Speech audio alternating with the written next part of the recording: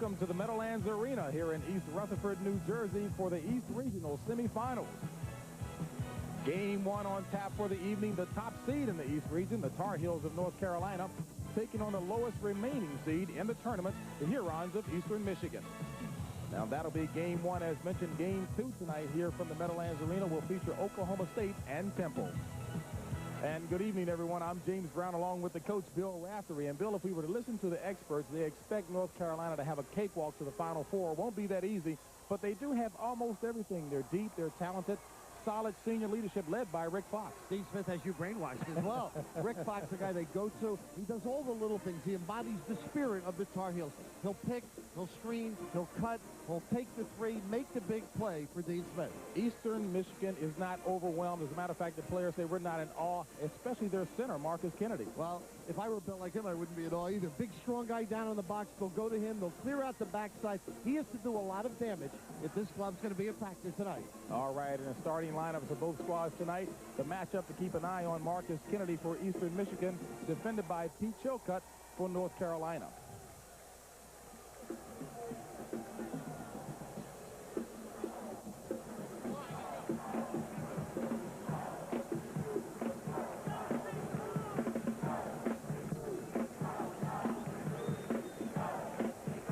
The officials for tonight's contest: Bobby Deibler is the referee, David Baer, and Harold Allen.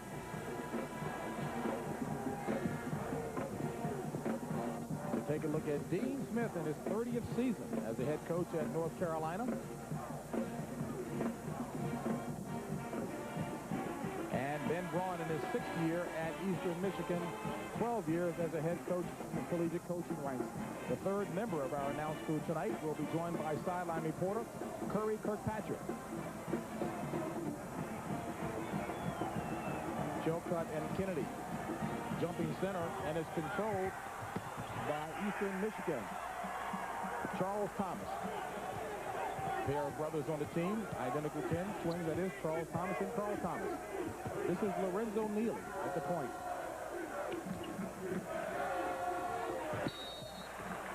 And good defensive work by King Rice. And not bad by James Brown with the hand slapping it back in play. Carolina's starting man-to-man.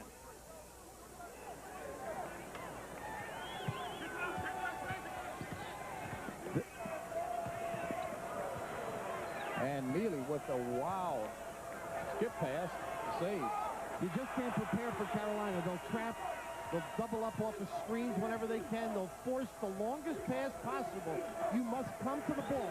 9 seconds on the shot clock. Air ball rebounded by Hallis, and Hallis scores.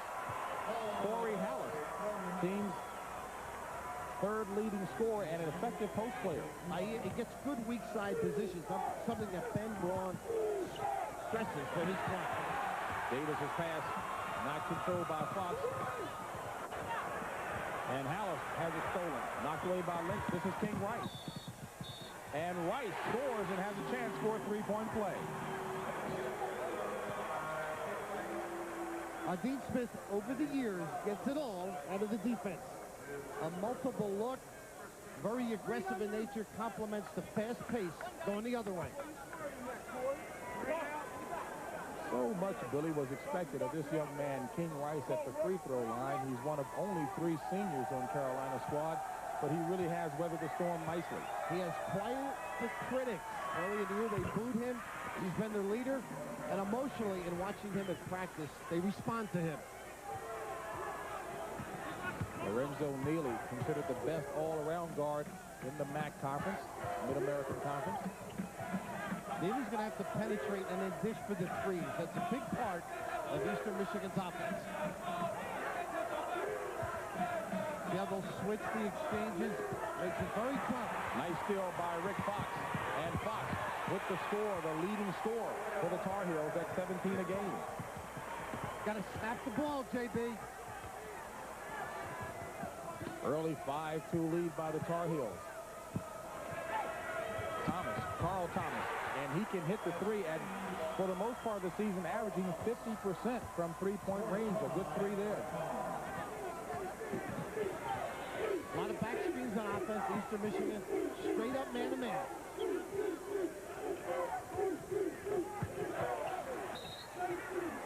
Lynch's pass knocked out of bounds. We mentioned the passing lanes. They've exchanged, they've switched, and right here, the step up, you must show the ball, or Rick Fox and company will finish strong. Fox has really developed into an outstanding player this season. Jimmy, the up and down, a lot of back screens. They get back doors. Chilcutt with the rebound for Carolina. And gets the drop. Pete Chilcutt.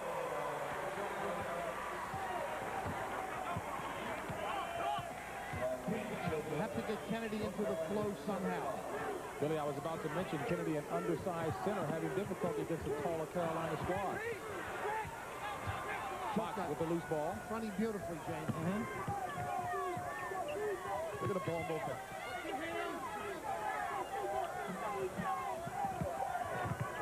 Lynch. Short. Palace with the rebound. Up to Neely. And Neely can't get the drop. Wanted the foul. It stays Eastern Michigan basketball. Nothing easy, but that's an opportunity break. They'll push the ball up Eastern Michigan. Neely. And the big thing, I think, in this ballgame is to remember, a lot of these kids are from Detroit. They're very competitive. It's not like they haven't been tested. They played some good kids in the playground. One of them, Derek Coleman. And Carl Thomas with his second three-pointer. And Eastern Michigan out in front by one, 8-7. Rice answers right back. Carolina back up by one. And that fist by King Rice, that's the sign to come out. I don't think you ever gave the fist in your life to come out of a game. A little nickel dimer by Rick Fox, way outside. We have one thing in common. Dean Smith recruited both of us. Boy, I mean, you've been there a long time then, huh? Well, I think you were a year after me. Only 1 year, huh? King Rice takes a seat on the bench, and Derek Phelps, a freshman from Christ the King High School in Middle Village, New York, into the lineup for the Carolina Tar Heels. They have a 5-second call. They are not getting free for Neely. Good use of the floor. Thomas. And Thomas is warm, to say the least. The one way of diffusing all the pressure, they leave the longest pass open. You can either screen in on that side or just throw it across.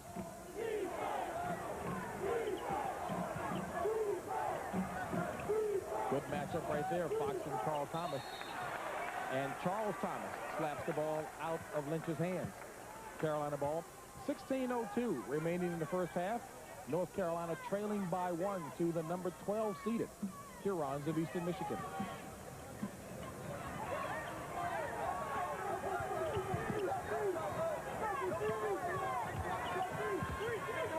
Hubert Davis, good outside shooter. In and out. Chilcutt disrupted the play. And we've got a TV timeout. Carolina trailing by one. A tradition unlike any other. The Masters on CBS. Did you know the cost of two 12-page fax transmissions from these Minneapolis newspapers to Chicago may surprise you? I got an exclusive interview With AT&T Pro Watts, your business can't get a more accurate way to send a fax. He talks a lot. And our prices are extremely competitive. Even though the other company would like you to believe, they always save you lots of money. Wait a minute. That's news to me. Can I quote you on that? AT&T Pro Watts, another AT&T advantage. Every business morning. The word cakewalk at the top, and they won their first two games by a total combined 50 points over Northeastern and Villanova. Eastern Michigan with an upset of Mississippi State and an overtime victory over Penn State.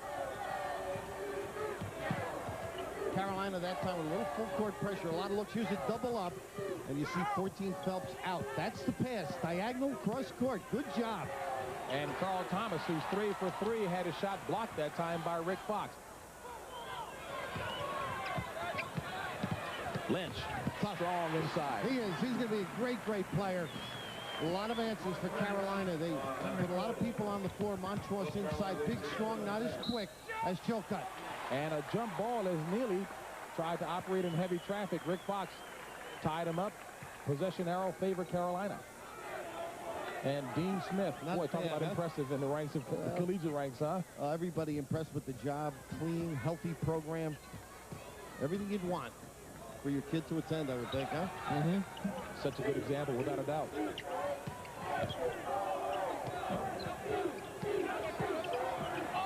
Henrik Rodel in for Carolina. Fox with the outside shot, rebounded by Neely.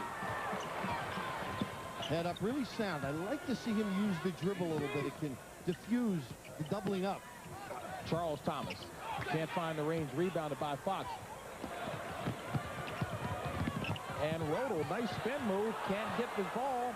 Fox slapped out of his hands, and it'll stay in North Carolina. You know, we were talking about Dean Smith and the kind of record that he's established in the collegiate ranks. What about you at Seton Hall? I mean, I know you know him quite well. What was your record like? I gave him one win during my career. Of course, my record, some of the kids accused me of assault and battery and breaking and entering a few huddles. Other than that, there's no comparison. Nice screen here. Montrose blocked from behind, but he gets his own rebound. And the 7-foot freshman out of Indianapolis with the score. And it's 13-10 Tar Heels. I think Eastern Michigan's done a nice job with ball movement and complementing that with the bodies. Other than Kennedy, they have not been able to get him in the flow. And Kennedy steps out of bounds. Kennedy having some difficulty operating with a big front line defensively. Well, you can see the game plan. Step in front, Montrose, take away, make them loop the basketball, because what Carolina does so beautifully is help from the backside. And Kennedy yet to score, the team's leading scorer, stepping out of bounds down this end, Henrik Rodel. It'll be Eastern Michigan basketball. And that's not a mistake that he normally would make. A very knowledgeable player. You have to know where you are on the floor. Early turnover picture. Huron's turning it over. 4-2. They beat a high pick and roll, and they end up looking for a three out of this on occasion. Ooh. And off the legs of Marcus Kennedy. And Kennedy really trying his best to get into the offensive flow. Has not found the groove yet. Well, flow's the word. You have to play within yourself. It's a big game. They need a key performance out of him. Averaging just shy of 20 points a game. Montrose, nice strong move over the 6'7" Kennedy. And Ben Braun's ball club is going to have some difficulty with the height of Carolina. They are, and they're using the big bodies. But Kennedy has to cut to the ball, keep Montrose active on this defensive end. Charles Thomas for three. And he's got the bad thumb. Said he heard it Monday, but no problem shooting the threes, he said earlier. From the same side of the floor as his twin brother, Carl. Hard pass, recovered by Fox. Under 13 to play in the first half. Carolina on top by 2. Henrik Rodel double pumping and gets the fall. Henrik Rodel, a sophomore, hometown Heusenstein, Germany, played ball at Chapel Hill. This is Kennedy.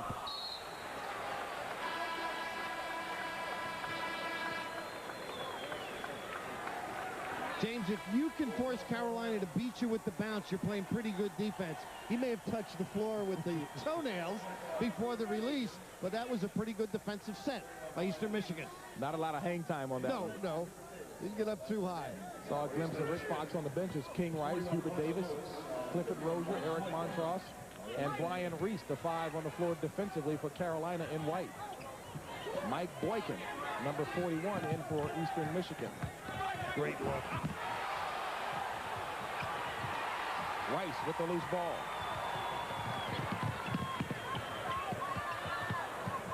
Can't get over that helping defense. You don't get anything easy against Carolina. And Reese has it blocked by Carl Thomas. Huron's ball. Carl Thomas. From three-point land, Carl Thomas is 4 for 4. And Dean Smith has a play where they dribble hard to the corner and kick it back out for the 3. Nice job by Eastern Michigan. And check that, 3 for 3 for Thomas from three-point land. And King Rice answers back. 19-16. Foul by Carolina. Lorenzo Neely trying to penetrate, grabbed by Clifford Rozier. Rozier, very talented youngster, good inside moves, one bad habit. Puts it on the floor on occasion. Bragging rights, his first, team's second.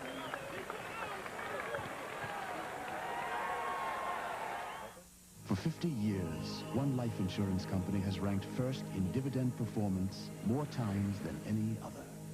Not everyone has heard of us. Some people have. Northwestern Mutual Life. This is how easy it is to collate a mailing on an IBM laser printer. And how easy is it to collate with our major competitor? Probably now isn't the best time to ask. IBM laser printers. Suddenly, nothing else measures up. The thoroughly modern design was a surprisingly courageous decision, one that we applaud for its solid step into the future. What knocked us out was the incredible control and maneuverability Caprice Classic LTZ brings to the party. And for that, we gave it this party favor. Chevrolet Caprice Classic LTZ is Motor Trend Car of the Year. It's destined to be an important car on the American scene. And now it's easy to win with a heartbeat.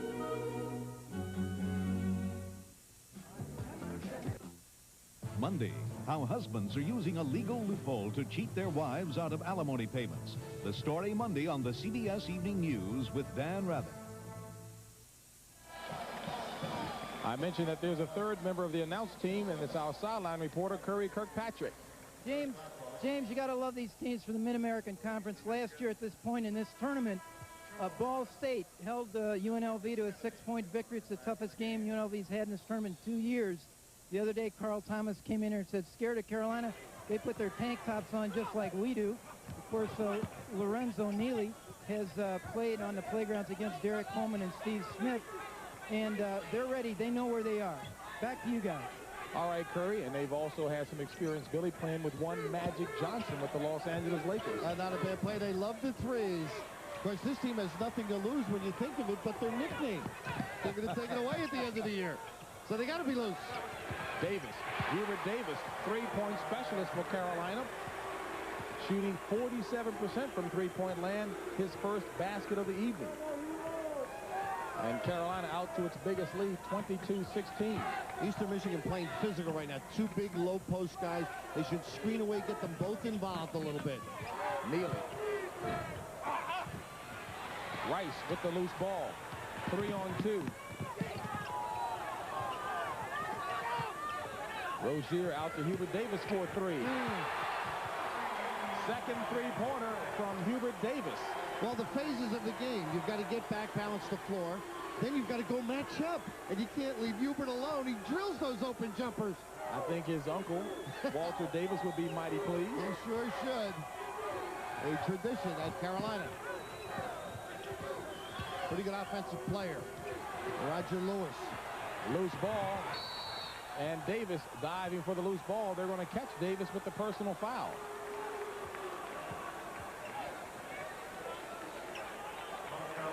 Seldom gets too upset on that sideline, does he? Because if you won at the pace he's won, you'd be pretty relaxed as well. But Eastern Michigan now trying to find some bodies, rotating people to get some rest. And I'm curious to see how the physical play, Boykin and Kennedy, works now, or if they go to it. The coach knows what he wants. Let's see if the players do.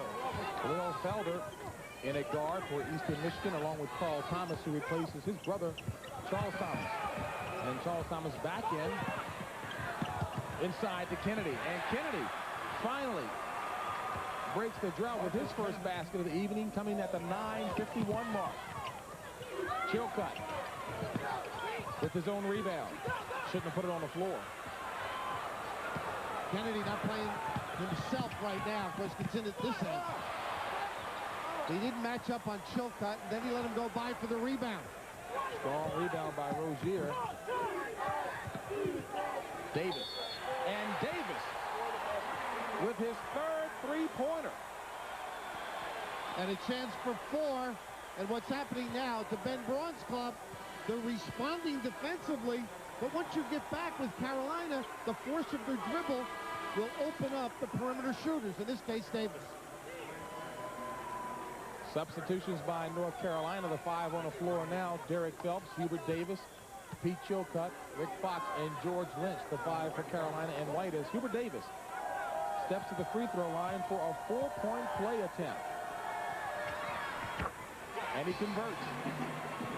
29-18. North Carolina lead. 9:23 remaining in half number one. Heel Felder, nice penetration. He's in there to run the show, get some rest for Lorenzo Neely. Good read. I'm sure Marcus Kennedy is pleased to see Felder in there. His second basket of the evening.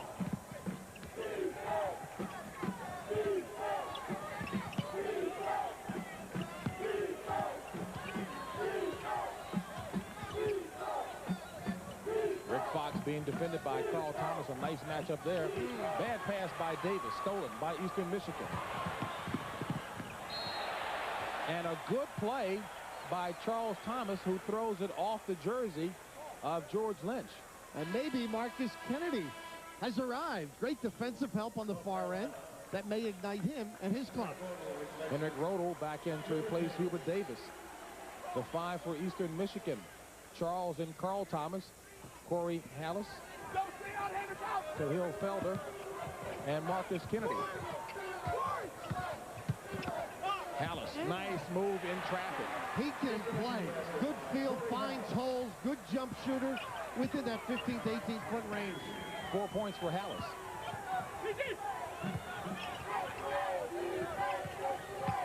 Lynch, strong territory for him, but he throws it up too strong. And Lynch, over-aggressive foul after he misses. He knows his way around the low post area, and Dean Smith really upset with Lynch. Normally able to convert that particular play, but Hallis, kind of a kid that could get them going because he'll pop to the high post and he'll dump down. Kennedy has to come on with a little bit of a rush, get Carolina in some foul problems. First personal on Lynch, 4th team foul against Carolina. This is Kennedy. And Kennedy, not a textbook looking shot, but he'll take it. Well, they don't have a Subway out here in Jersey, but that was a questionable non-call. Good hustle by Rodel, and a jump ball call, possession arrow favoring Eastern Michigan. But we've got a break in the action as the Hurons have cut it back to 5.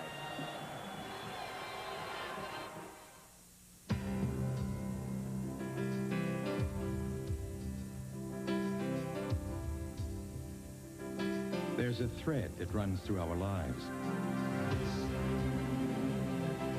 A thread that binds us together. Friendship, family, pride.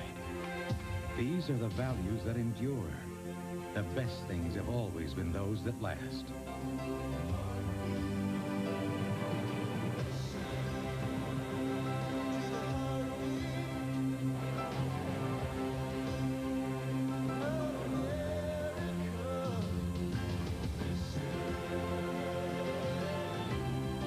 Chevrolet,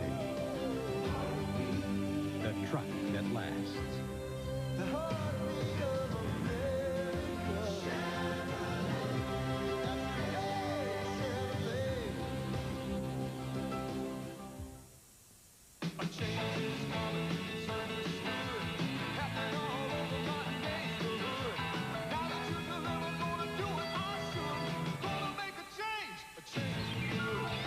Final four, call on Pizza Hut for the new MVP pizza, loaded with pepperoni, mushrooms, Italian sausage, and green peppers. Get one for $7.99 and a second for just $4 more. Now that you deliver, gonna change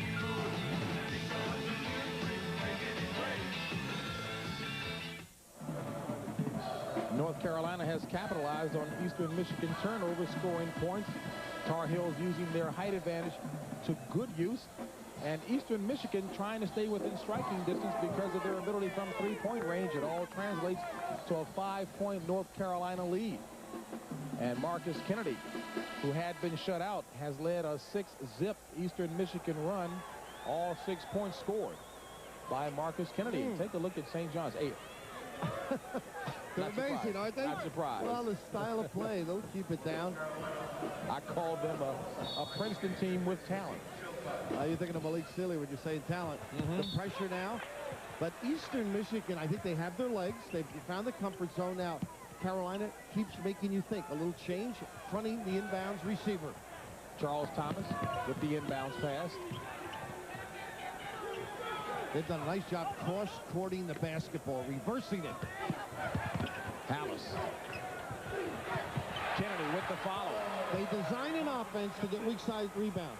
You notice when a shot goes up, there's always somebody on the long side to position themselves. Little breakdown on the defensive rotation that time by Carolina. Not blocking out. Lorenzo Neely has been on the bench for a while, Billy. Sure has. Well, Felder handled that pressure pretty well, and they're staying with him. Good double up here.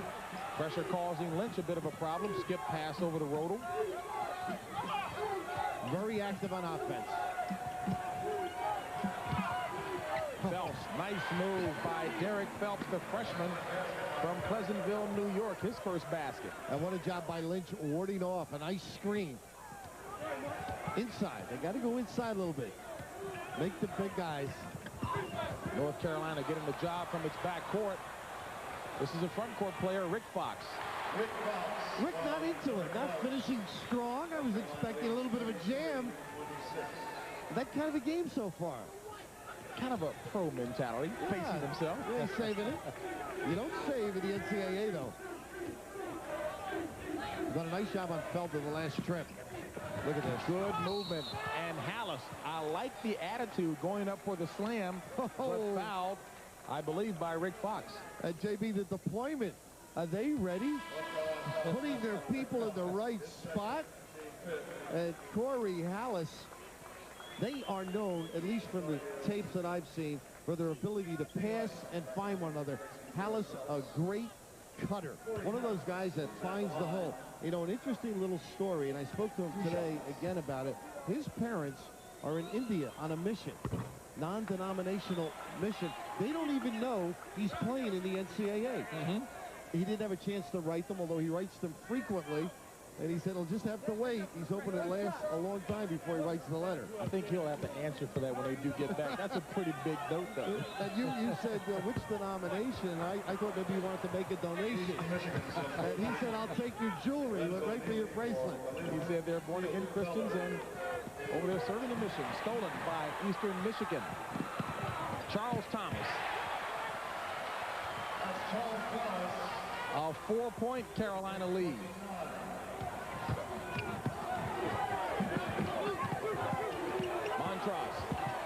Great ball movement. The press worked once, second time ineffective.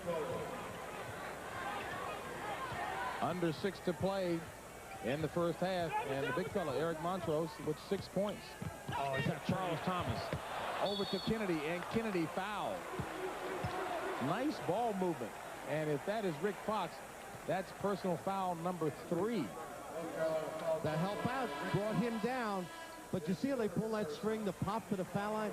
They've gone cross court, they've gone to the box, and now they fill the foul line, get the heads turned. Montrose a step slow, and a giveaway by Rick Fox. You think they're concerned or in awe of the Tar Heels? At all. Not at all. As you take a look at Rick Fox, and perhaps that lack of emotion on that layup that you were talking about may be hurting him. And if your head isn't in it, you really don't go after it.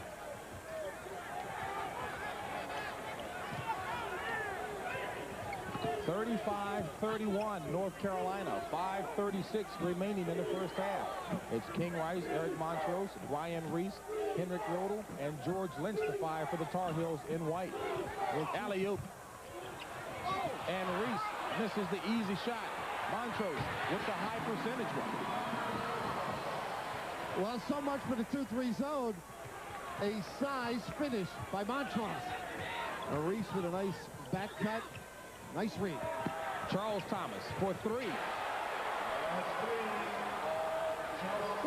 8 points for Charles Thomas. Only a 3-point Carolina lead. His dad played at Gonzaga. He taught these twins how to shoot, didn't he?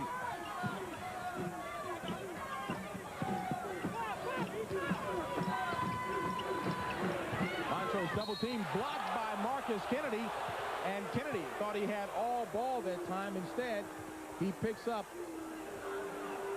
his first personal foul.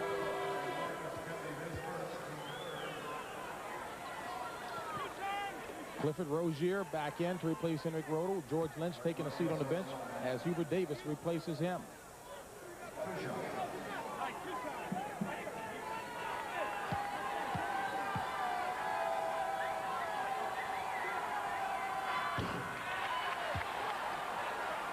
And welcome to the Meadowlands Arena here in East Rutherford, New Jersey, where the #1 seed Tar Heels of North Carolina taking on the 12th seed, the Hurons of Eastern Michigan. Eric Montrose at the free throw line, a big first half for the 7-footer for the Tar Heels. He's got 9 points, averaging 5 on the season. But the three-point shooting of Eastern Michigan, 5 of 9 from that range, keeping them within striking distance, trailing the Tar Heels 38-34. James Brown along with Bill Raftery and Curry Kirkpatrick and Billy again. Central make that Eastern Michigan not in awe of the powerful Tar Heels at all. And the point guard, look at this ball movement. Great cut. They looked at a little tape, don't you think? A lot of tape. Rolling the lane. They're an unselfish team. They're a terrific passing team. Marcus Kennedy all of a sudden has 12 points in the first half. And here come the Hurons. Neely. No goaltending on Rozier.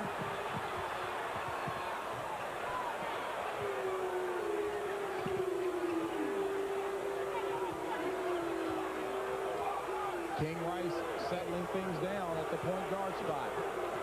Big basket by Neely there, huh? Couldn't convert.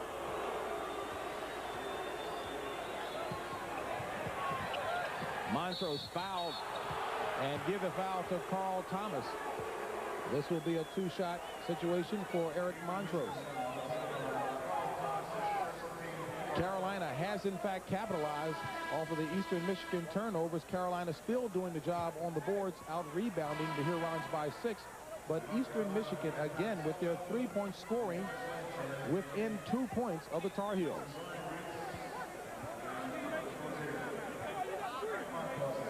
Fox and Reese on the bench. Dean Smith needed a basket. He went right inside to Montrose, who's been effective with the size differential.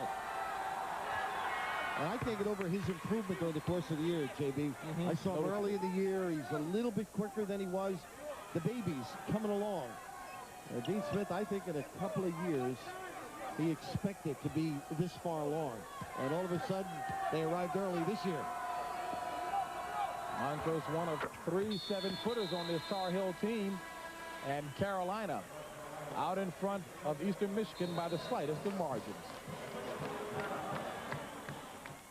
Sutton taking on John Chaney's Temple squad. Dean Smith with a little 2-3 zone. Make them use the clock. And this is a compliment to Eastern Michigan as the bench scoring is noted. Good ball movement again. 9 of those 14 points bench scoring for Carolina from Eric Montrose. They've got good perimeter shooters. The Thomases, Neely can penetrate, shoot the jumper. And of course, look at the alley-oop for the big guy. Right there. Yep. Kennedy couldn't convert. They are smooth. No ridicule when you watch this club. Pushing it back. Numbers with the rebound. Only the second rebound for Marcus Kennedy. He averages 8 on the season.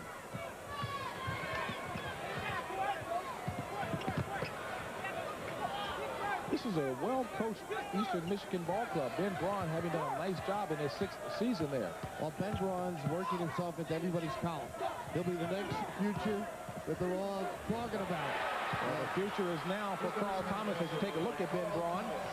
And Carl Thomas having dropped in 13 first-half points as you take a look at St. John's, leading Ohio State by 11. Ohio State still has not hit its offensive stride.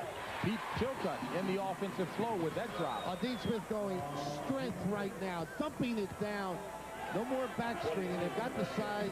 They might as well take advantage of it. And that is the one distinct advantage that Carolina enjoys over Eastern Michigan. A little 1-3-1 now. Again, the alley-oop. This time, the high percentage shot, the way shown by Carl Thomas. 15 first-half points for Carl Thomas. And early, send it in by Carl. I mean, they're just ripping these defenses apart for Carolina. Nice look. Chilcutt foul. And it looks like it's going to be on Carl Thomas. Near the conclusion of today's game, Bill and I will select the Chevrolet Most Valuable Player of the game from each team. And in their honor, Chevrolet donates a $1,000 scholarship to the General Scholarship Fund of each school. Pete Chilcutt at 6'10" at the free throw line as you take a look at Roger Lewis coming in for Eastern Michigan.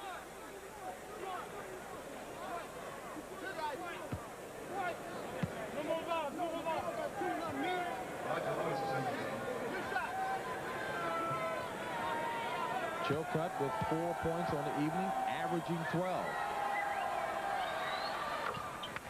Lewis in the game now. He can get by guys. Pretty good passer off the shot. One of those guys that finds people, and he can hit the jumper. So they do have nice rotation and offensive-minded as well. 1:34 left in half number one. North Carolina on top by 4. And you look at this game, after watching a lot of their games, I'm not surprised at the way Eastern Michigan is performing. They fill holes high and low, dump down. You saw a couple of alley-oops. They get penetration from their guards. This is Roger Lewis with the ball. The skip pass over to Charles Thomas. Back to Lewis.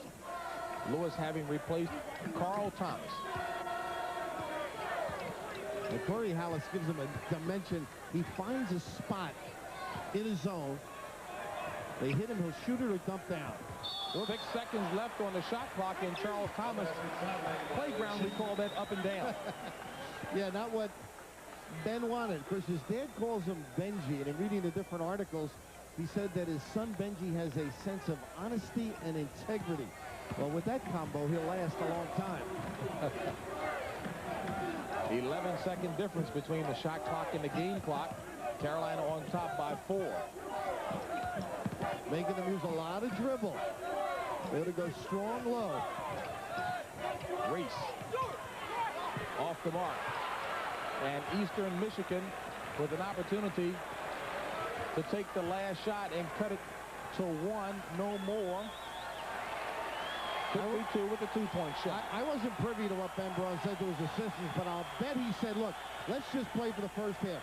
Get our feet under us, get a comfort zone, and then come out and challenge this club. Look at this penetration. Nice pass from Neely to Hallis.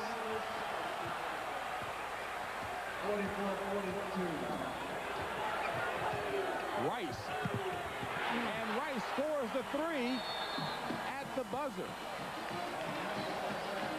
And that's the end of the first half, as King Rice closes it up in fine fashion for half number 1. Spotted up right before the 3. You can't relax against Carolina. And that's the end of the half with the score. Carolina on top by 5. CBS Sports exclusive coverage of the NCAA Basketball Championship will continue after these words. CBS Sports exclusive coverage of the NCAA Basketball Championship Regional Semifinal game is sponsored by the employee owners of Avis. We're trying harder than ever. AT&T, the right choice. And by Northwestern Mutual Life Insurance, the quiet company. Hi again, everybody. I'm Pat O'Brien along with Mike Francesa. We want to get you right out to the Midwest in Pontiac, Michigan. St. John's and Ohio State. St. John's leads 38-23, and Jim Nance and Billy Packer are courtside. 3 minutes, 1 second remaining in the first half, and St. John's leading the #1 seed, Ohio State, 38-23. Malik Sealy has scored 14 for the Redmen, who have been pressed throughout by the Buckeyes. Full court pressure, but has not troubled them at all. Alex Davis at the line, missing the first of 2. And that's surprising because on the year he was 13 for 14. Excellent free throw shooter. Ohio State the last hope for the Big Ten after Indiana went out last night. Skelton comes in replacing Davis. Jim, the big story in this ball game has been the attack against the press by St. John's, the inability of Ohio State to be able to turn anything over from a standpoint of full court pressure. And now St. John's bringing Kane into the game, has even more ball handling skills. Number 11, David Kane. Here's Jason Buchanan having a big first half. 7 points, 4 rebounds, 4 assists. Dumping it into Singleton. He felt Tregley on his right side. I thought he was going to wheel and go baseline on him. Scrolling on Jim Jackson. And traveling call. 10th turnover against the Redmen. In the Midwest, Ohio State and St. John's first tonight. That'll be followed by Connecticut and Duke. Jackson back in now for the last 2:30. Skelton driving, suspended in the air, gets his own rebound. David Kane strips it free. Ahead, Sproling will take it uncontested. Great play by Chucky Sproling, tapping the ball forward, which is certainly legal. He's having an excellent first half to give that lift to St. John's that they've needed. That ties the largest lead of the game for St. John's, 16. 2 minutes left in the half. You know, the other thing it's done, Jim, it's allowed Seeley to go to the bench and get a rest. Here's another opportunity. Buchanan takes it away from Skelton. It's been a nightmare for Randy Ayers in this first half, similar to Bob Knight last night.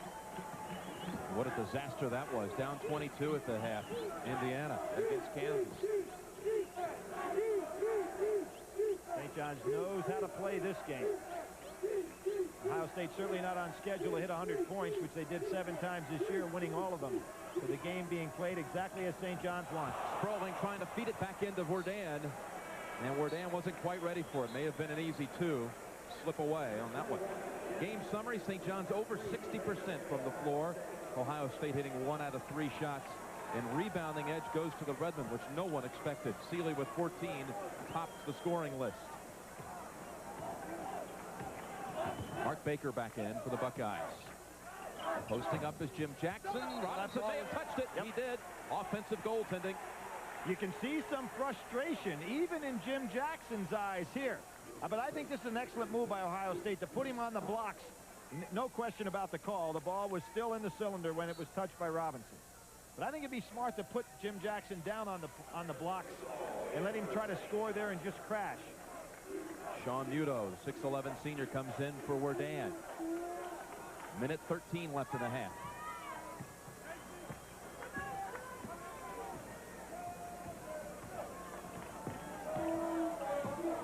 Nice job by Muto.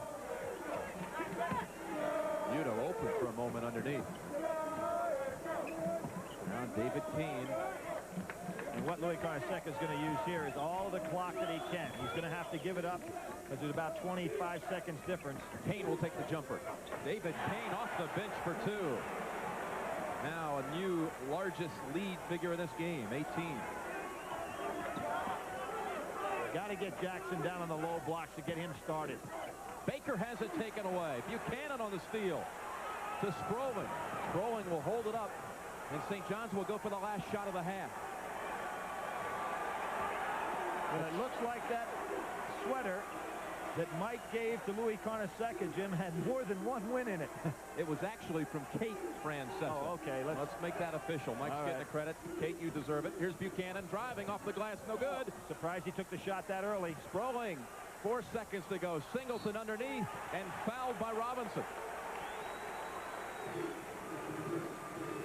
Near the conclusion of every NCAA tournament game, we'll be selecting Chevrolet players of the contest.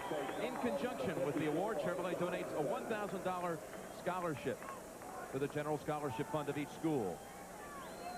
2.2 seconds left in the half. Singleton could go to the line, and the Redmen could have a 20-point edge at the intermission. Incredible. All the 1 seeds have advanced in this tournament so far. Now, one in serious trouble.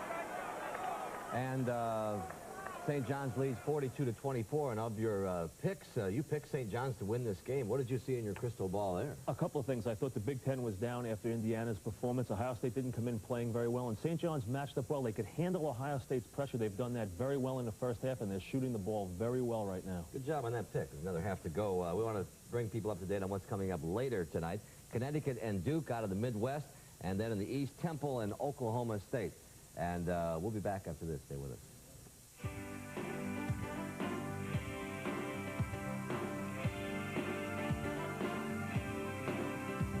And East breaks and shocks. Nobody beats Midas. Nobody. And by Bud Dry. Why ask why? Try Bud Dry for refreshment that's beyond question. Carolina leads it at the half, 47-42, but the first half performance by Eastern Michigan, a poised and confident group. And as Curry Kirkpatrick found out, it wasn't only the offensive performance that Ben Braun was pleased with. Ben Braun, you've hung in with the Tar Heels with nothing from Lorenzo Neely. What are you going to do about that? Well, I don't know if we had nothing from Lorenzo. I think Lorenzo gave us some assists and playing some pretty hard-nosed defense, but some other guys are scoring pretty well right now. I think Carl Thomas hitting a 3, and we're getting Marcus and Corey open on the inside. So if we continue in that vein, we're shooting 58% right now. It's not about offense, Corey. It's about defense. We play defense. We're in great shape. Thanks a lot. Good luck to you. And indeed, defense has served Eastern Michigan well, although North Carolina has capitalized on the turnovers of Eastern Michigan to pick up 11 first-half points. A lot of them early, but the shooting, Eastern Michigan banging the threes and 59%, pretty impressive. Wow. Does that get you home free? And talk about Eric Montrose, the man there with 11 points off of the bench. Of the 15 points, been scoring for Carolina. Carl Thomas of Eastern Michigan with 15 points. And what a job from three-point land, 3 of 4. Starting the second half here, King Rice, Pete Chilcutt, George Lynch, Rick Fox, and Hubert Davis, the 5 for Carolina in white. Man-to-man, it's Rick Fox time. Alley-oop to Chilcutt. And Carolina returns the favor for 2 alley-oops thrown by Eastern Michigan in the first half. It's so well designed. Rick Fox back screens, Chilcutt's man. Gorgeous look. Nice look Kennedy. And obviously Ben Braun figuring out ways to free up Marcus Kennedy. Well, they've emptied out the sides, and a gorgeous look by Corey Hallis, multi-dimensional performer. 14 points by Marcus Kennedy, averaging just under 20 a game.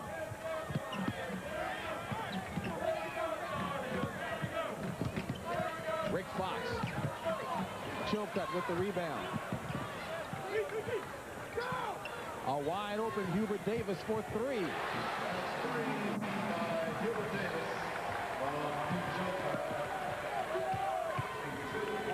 A 52-44 Carolina lead. But Eastern Michigan confident and shooting well from three-point land, hanging in. Rick Fox with 3 personal fouls for North Carolina, playing somewhat sluggish. This is Carl Thomas. And Thomas with 17 points in the contest. JB, Carl Thomas with a strong finish, but Rick Fox not himself. That pass not typical of his ability. He's got to get in the flow a little bit. Billy, I guess if we had to put a headline on this game, it goes back to what we talked at the top. Eastern Michigan not playing in awe of North Carolina. Not the least. And Lynch is caused to walk by excellent defense. And Kennedy. And what did Ben say to Kerry Kirkpatrick?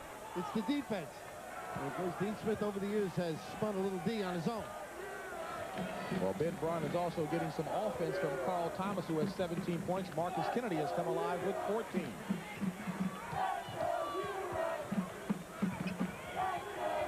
Lorenzo Neely at the point. This is Charles Thomas.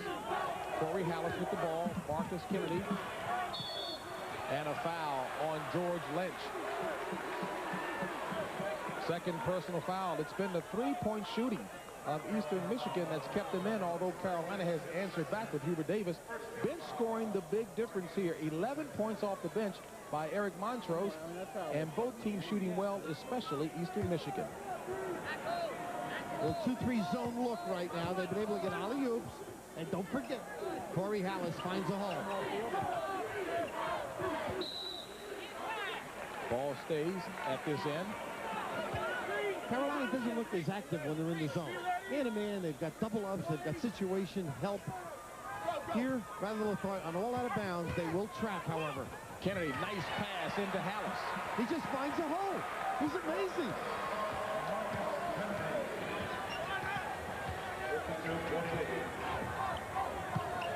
Lynch has to double clutch. Good defense by Marcus Kennedy.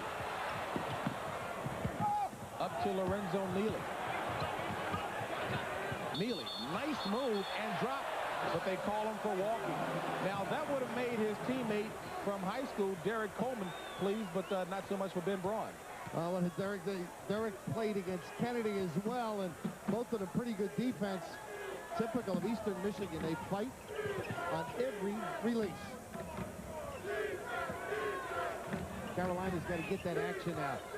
A lot of back screens. Not able to get their back door in flow. Chilcutt. Nice smooth move by Pete Chilcutt, and Chilcutt has 10 on the evening. 54-48. Carolina on top. 16:40 remaining in the contest. Hallis.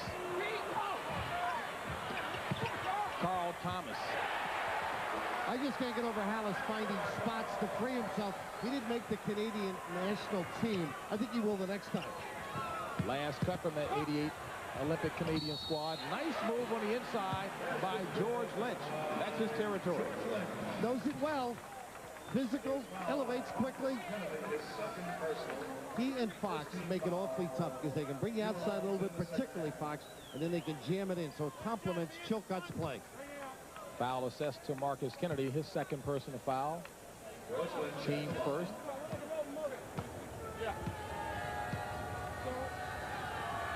George, go ahead. I'm just thinking Dean Smith now, if he makes it with a press a little bit. I think he needs some more activity out of his club. Trying to get the adrenaline. Yeah, pump it a little bit.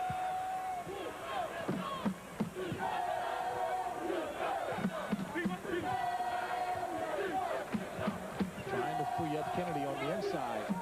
Billy, notice how they're spreading the offense here on. They're patient. They're trying to let him go box to box. And they all look for the big guy. Wants to be a lab technician and make glasses someday. Charles Thomas for three. Brick. Nobody back. Good hustle. Stolen by Charles Thomas. That's the way to make up for a bad shot. Sure is. It's either that or the hook. Throws it over to his brother, Carl Thomas, for three. Kennedy, strong rebound. And fouled by George Lynch. So George Lynch picks up his third personal foul as Kennedy starts to assert himself on the inside.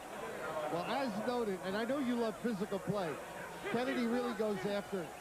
He's playing with a bullet lodged in his leg.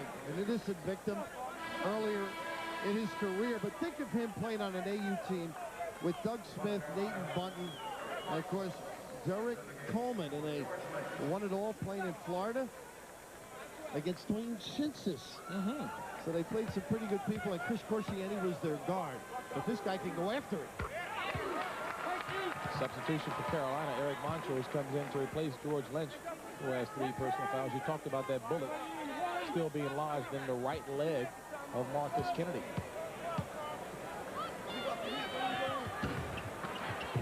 Chilcott rebounded to miss. 5-point lead by the Tar Heels. 15-20 left in the game. Here's their power lineup. Montrose down low versus Chilcott high. Lob pass to Montrose. Try for the slam. And an elbow thrown by Carl Thomas. Dean Smith wants the call, but this was inadvertent. Excellent call by the bench. I think they're going to give a timeout right here. But missing the dunk, but staying after. He's going to be a fine player. Doesn't convert, but right here on the coming back, unfortunately, took it right on the chin. Dean Smith into it. It might help the Carolina Tar Heels. Michigan may not be well known to the college basketball community at large, but second longest winning streak. And you take a look at the elbow by Carl Thomas. It indeed was inadvertent. If you take a look, he actually tries to pull it back right here. Montrose reaching in with his face, caught the brunt of it. And on the steal on the inbound, Carolina back in it. But if Richard Steele was refereeing, they may have stopped the game. Aren't you adding to it? But this is a man's game. And they get King Rice in a physical play out by half court. Rice and Lorenzo Neely going at it, and Dean Smith trying to tell King Rice, get control of yourself. Well, not far from home, up in Binghamton. King played some football in high school. And a little shot of Ben Braun, who's done a great job getting his team prepared for the multiple looks of Carolina. Excellent job. It's Neely, Hallis, Carl Thomas with the ball, shooting for three. No quitting this club, JB. 4 3-pointers by Carl Thomas, and Rice tries to answer back. Charles Thomas. Rebounded by Eric Montrose. So North Carolina leading at 59-54, and it's been a battle of three-point shooting. Hubert Davis with the ball for Carolina. Blocked. And a foul called on Eric Montrose. It'll be Eastern Michigan ball. I talked about the three-point battles. Hubert Davis of North Carolina, 5 of 5 from three-point land, while Carl Thomas for Eastern Michigan is 4 of 6, and it's a 5-point North Carolina lead. Much more alert right now, Carolina. Eastern Michigan with a high pick and roll. They look to hit for 3 or get it down. Carl Thomas, nice pass into Marcus Kennedy. Look at this effort. Misses 2. Subtle thing, the height may be affecting him. And Fox answers. They do counter quickly. You make a mistake or a miss, you must sprint back and match up. And that had been a problem early in the game for Eastern Michigan. Rick Fox playing with 3 personal fouls, only his 6th point. He's the team's leading scorer, averaging 17. Look at the ball movement. Hallis blocked by Montrose. Back to Fox for 3. 5 rebounds for Marcus Kennedy. The lowest remaining seed in the NCAA tournament, the Hurons, a 12th seed here in the East, taking on the top seed, North Carolina. The way they spread the floor stretches the defense. It makes it tough to double up. And the way they shoot threes, you can't leave them alone. And the height of the front line of Carolina making it tough on Kennedy, but not for Carl Thomas. 5 for 7 from three-point territory for Carl Thomas. And it's a 4-point lead by Carolina. Carolina may have to just play straight up man-to-man and stop the traps. Montrose fouled by Kennedy. It'll be a 3rd personal foul on Marcus Kennedy. Marcus Kennedy, his 3rd, team 2nd. Substitutions for North Carolina. And Rick Fox and Marcus Kennedy doing a little bit of verbal whooping, and Dean Smith out on the floor. Dean Smith has had enough from his perspective. Well, he can go out as a coach to control everybody. The only guy. First, it was Kennedy and Montrose. Now Kennedy and Fox. JB, I can't tell you what a great competitor Dean Smith is, whether it's on the golf course or in a discussion. He's right on top of it. His life happens to be his team.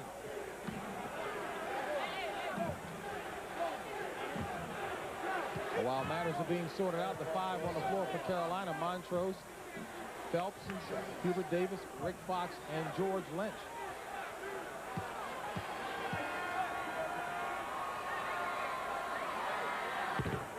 And Montrose, productive off the bench. 12 points on the evening. Montrose averaging 5.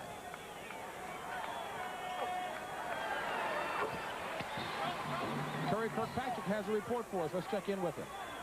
James, Dean Smith is becoming incensed that the play out in the court's getting a lot more physical than he wants it. It all stems from that elbow that Montrose knows that he didn't like. He wanted an intentional foul call, and you saw him out on the court when Fox and Kennedy almost got in it. Back to you guys. All right, Curry, and we also saw Dean Smith take a look down at the Eastern Michigan bench, pleased from the outside, watching Ben Braun talk to Marcus Kennedy to get him under control. That's a foul on Montrose. And indeed, that's exactly how they call it, Billy. Neely. In talking, we had Derek Coleman with us yesterday, the New Jersey Net potential Rookie of the Year in the NBA. And he went to Northern High School, as did Lorenzo Neely. And he said that Lorenzo in high school was the boss. They called him the nerd. He had the glasses, the squeaky voice, and he'd come down the hallway and saying, "You guys better get to class." They had a great deal of respect for him. With the little twine in the voice, huh? Little guys have a way of bossing the bigger people around. Second personal foul on Eric Montrose. 15 foul against North Carolina. 12 minutes left in the contest. Hallis blocked. Montrose didn't even leave his feet. Carl Thomas over to Hallis. Back to Carl Thomas. And Carl Thomas will be assessed the personal foul. Third personal foul on Carl Thomas. It'll be the third team foul. But we'll have a break in the action. Little sloppy. Carolina on top by 6.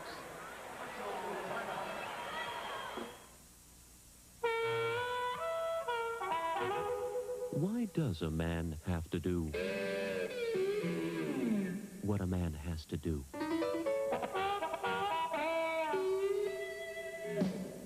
3, 4. Try Bud Dry. Cold filtered for smooth draft. Squad right now, North Carolina on top of Eastern Michigan, 63-57. There's Ben Braun's dad, Zephron, a noted producer.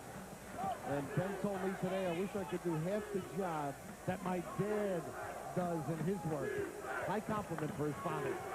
And his father, of course, the producer of a couple of shows, Tour of Duty and Baghdad Cafe, amongst others. Rick Fox with the shot. Rebounded by Lynch. Boy, Lynch does his best work in traffic. He's one of those hidden prizes. Remember Michael Jordan a few years back? You didn't know how good he was. They have so many good players. They learn how to play with one another under Dean Smith. And a little break there because they needed a good attempt. And the officials a little tight with the calls right now to keep the action in control as Eric Montrose called for the foul, his third personal foul, 6 on Carolina.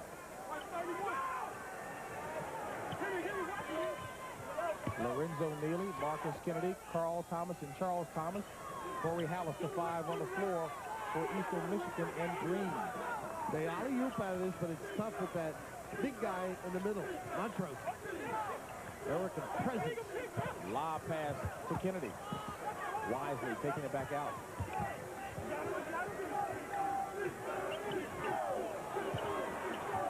Nice defensive work. Phelps. And Derek Phelps, the freshman from Christ the King High School in New York with the score and a 10-point Carolina lead. And playing the passing as they did earlier in the game, you must value the ball. Can't lead to easy baskets. Kennedy. And Kennedy has had a number of easy shots in the paint, not fall for him. Not used to the big people around on every trip. Exactly. Stolen by the Hurons. And Neely saves it inbounds to Rick Fox. And again, a spurt of sloppy play, and Charles Thomas picks up the foul, fouling Henrik Rodel, second personal on Thomas. You see the final in Division II play there. Virginia Union losing. Rodel and Phelps out. King Rice back in. And Khalil Felder in to replace Lorenzo Neely. Early in the year, everybody was concerned, except Dean Smith, about the young kids on his club. Could he get them enough minutes? Could he keep them happy? Only with this philosophy can you. They get enough minutes, get a feel for the game, learn his system, and contribute, and stay at Carolina. That's a major concern with this much talent on a Tar Heel squad. Easily 10 deep.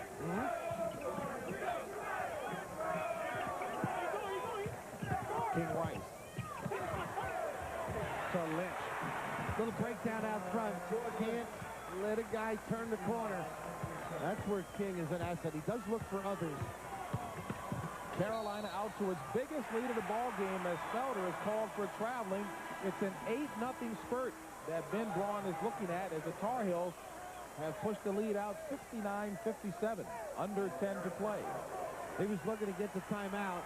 He looked up to see if he could wait for the 8-minute mark in the TV timeout. Had to get them organized. They're struggling on both ends at this point.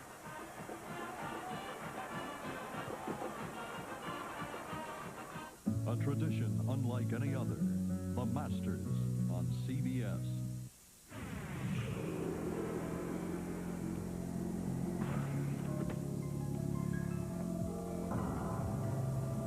It's a 12-point deficit that Eastern Michigan is looking at. 9:23 remaining. Eastern Michigan in the NCAAs for only the second time in school history. Hubert Davis. Credit to their conference, too. Ball State last year, Mid-American. Lynch.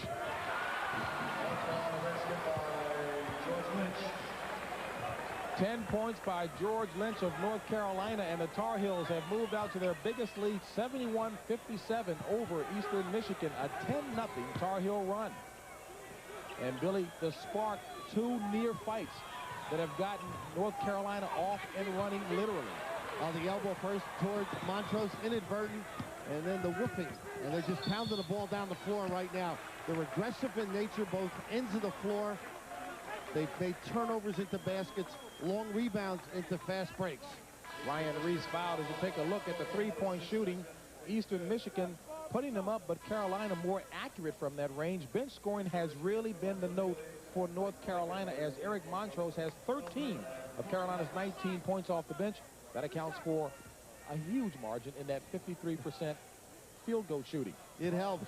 And you mentioned the fight. King Rice was not whooping, arguing. It was Fox and Kennedy. And King stepped in. And one thing that Dean Smith believes in, it's loyalty. And he's fought the critics playing King Rice. People felt Phelps should get more time, a backup point guard, a freshman. But he believed in him. He stood with him. And inciting some spirit into this club when Fox went after Kennedy, and it got them involved in the game. Rick Fox back into the lineup, replacing the freshman Brian Reese. Rick Fox with only 6 points on the evening. Lethargic first half play as he picked up 3 personal fouls. Tough pass. But good defensive reaction by Fox. On this lineup with the zone, when they went zone, they were only permitting, you don't make the shot, that's all you got. One and done, and they were going the other way.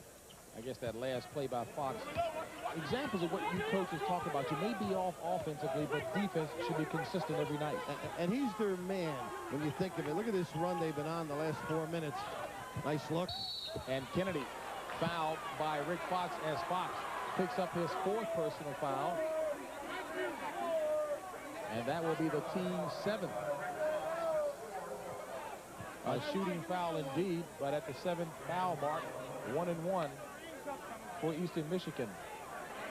And just to think, years ago, when he came to Carolina and struggled out of the gate with a very poor player by the name of Billy Cunningham, Dean Smith came back to the campus and they wanted to get rid of him. Dean Smith? Dean Smith, of all people. How badly did they want to get rid of him? Well, they were hanging him in effigy, believe it or not. I think those people were wrong in their summation of his coaching ability. Brian Reese comes back in to replace Rick Fox. To take a look at Marcus Kennedy, who was a transfer student from Ferris State in Big Rapids, Michigan. Major in ophthalmic dispensing. A nice way of saying, as you mentioned, a lab technician. And a few championships at Ferris State and Mid-American as well. A winner.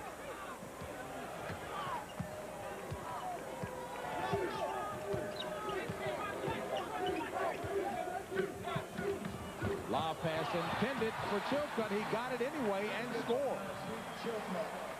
Well, Eastern Michigan certainly has some concerns. Let's find out specifically what from Curry Kirkpatrick. Guys, during that last timeout, it was obvious the Eastern Michigan team was dragging. They came over to the bench, and Braun was really upset that Neely especially had not gotten enough rest. The Tar Heels are just wearing him down. Back to you. All right, Curry. And Billy, again, we keep making a note about specific turning points in the first half and second half. Second half turning point, 2 near fights. As Carl Thomas, you can see Eric Montrose with an inadvertent elbow, and then Marcus Kennedy gets into it. And Carolina hasn't been the same since, from a positive standpoint. Kennedy with the score. Well, you can see the heart defensively being broken. They don't have the spunk. They're not in position. They're not as aggressive. And on the offensive end, it's just that the big bodies, you can't make the same passes you might in your conference. And you might get away with them, but there are big people that react beautifully for Carolina. Kennedy certainly has the numbers inside with 17 points in the game, but boy, how many shots has he missed because of that height? Easy ones, and they've been going to him. Chilcutt. Boy, has he played a game. Pete Chilcutt, 16 points, averaging 12 on the season. I want to see Chilcutt dribble the ball once. He is so smart in there. Doesn't waste it in traffic. Nobody's going to grab it from him.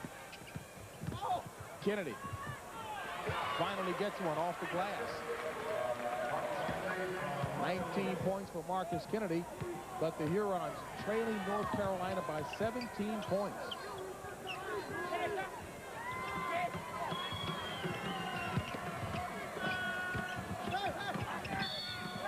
Chilcutt with the pass inside to Lynch, and a foul against the Hurons. I think Roger Lewis may have gotten behind in position, but you can see how they keep the motion. King Rice, who ended up with the basketball, if you overplay him, he'll back cut. That time he penetrated and dumped to Chilcutt. Eric Montrose and Derek Phelps in for North Carolina, replacing George Lynch and King Rice. You know, you really have to feel good for King Rice. You mentioned before he's weathered the storm, weathered the critics, and really is winding up a fine senior year. Well, they had the right guy behind him, Dean Smith. Makes you a little better player. Going to stick with you, help you improve, give you confidence.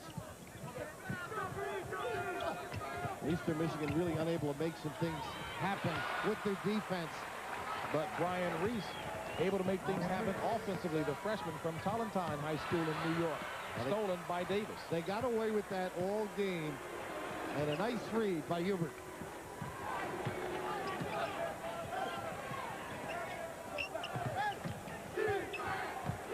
A big disparity between first half and second half field goal shooting for Eastern Michigan. They shot 58% in the first half.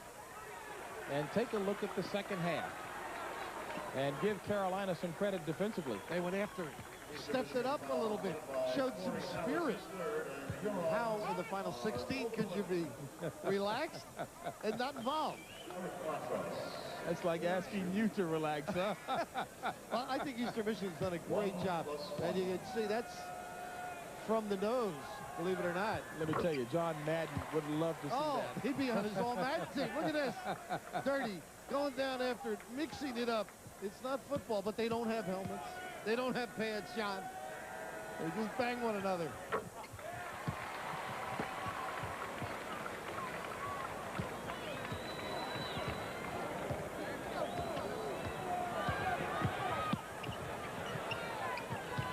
Not able to go cross court, the straight up man-to-man. Look at the pressure right now. This is the step up, even though Durek was impatient. Phelps on the reach in.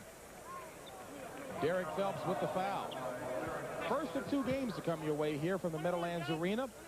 East Regional Semifinals. North Carolina, the top seed, playing the 12th seed, Eastern Michigan. Carolina comfortably in control, 82-61. Along with Curry Kirkpatrick and Bill Raftery, I'm James Brown. Carl Thomas at the free throw line. And Thomas has had a strong evening, 26 points. But a long ways to go, as the faces of the Hurons tell you. And some reality setting in. You can't get something out of your defense. It's tough to come back. They're not stopping, though. Little full court pressure. Generally, against a good club, it turns into a basket. You know, Billy, you were talking earlier about this being a very deep and talented North Carolina squad, but Dean Smith has a nice way of putting the freshmen in place. Early on, well, they played one another very early in October just to prove a point, and the varsity put them away cleanly. So enough of the discussion about who should be played. He went with the elder statesman. The freshmen against the upperclassmen. There's no shot. They don't know a play. They don't know how to play together. But they've got talent, so they were saying. Montrose stepped out of bounds. Hurons basketball. And right alongside Dean Smith is Billy Guthridge, longtime assistant, old friend of mine. We used to coach in Puerto Rico. He still has all the money he was paid down there, incidentally. But he was saying before the game, nice little dish, slip pass. And again, an indication of that height of Carolina working, as Hallis had to double clutch. Always attacking. But to finish Billy's thought, they prepare their game. They don't worry about the opponent, so practice is simple for them. They just do their things, and their aggressive style takes you out of what you want to do. You know who had that philosophy, and obviously it worked so well? John Wooden at UCLA, 4 years. Obviously, he had a lot of talent, but that was his philosophy as well. I was just happy if the bus got there.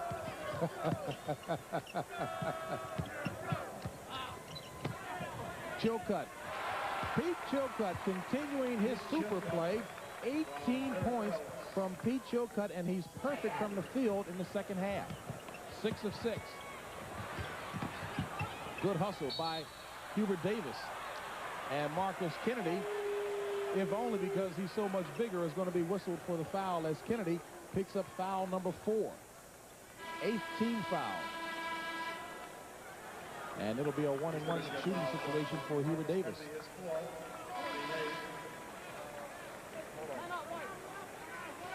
And North Carolina doing a fair amount of substitution. And Dean Smith will have a chance to find out who's going to be in as we take a break. Carolina comfortably ahead. 13 minutes remaining. St. John's 62. 3 minutes and 30 seconds away. North Carolina hoping to advance to the regional final on Sunday. It was still a close game with 12:45 remaining, Billy. Only a 4-point difference between Carolina and Eastern Michigan. Then North Carolina scored 15 straight points over the next 5 minutes, and they've broken it open. And Hubert, no small factor in that run.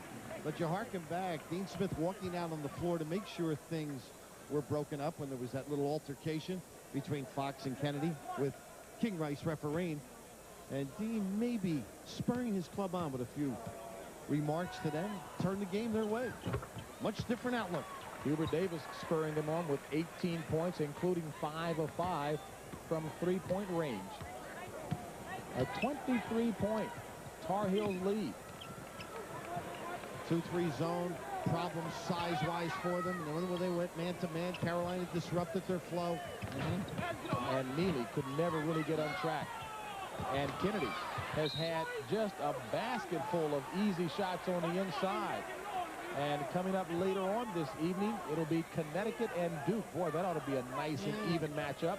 And Temple, John Chaney's ball club, shooting exceptionally well the last 2 games, taking on a big and physical squad from Oklahoma State right here. Montrose, very productive off the bench. Another year or two, he's going to turn and take it on him. So look at them use the post, almost a turnover here as Fox tries to lead Davis. Good thought. But Montrose, I think, will take it himself in the future. That was his play.